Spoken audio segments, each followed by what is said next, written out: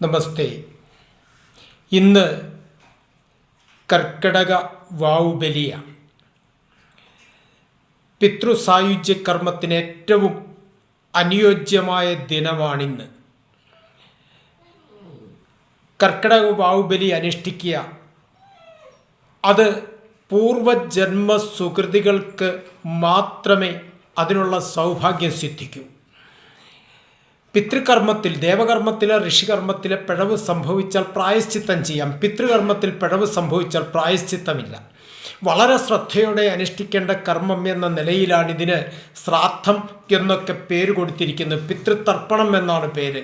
പിതൃതർപ്പണം, തർപ്പണം എന്ന വാക്കിൻ്റെ അർത്ഥം തൃപ്തിയാക്കലെന്നാണ്. പിതൃവിൻ്റെ തൃപ്തിയാണ് നമ്മുടെ ഐഹികത്തിലുള്ള ശ്രേയസ്സിനും പ്രേയസ്സിനും കാരണം.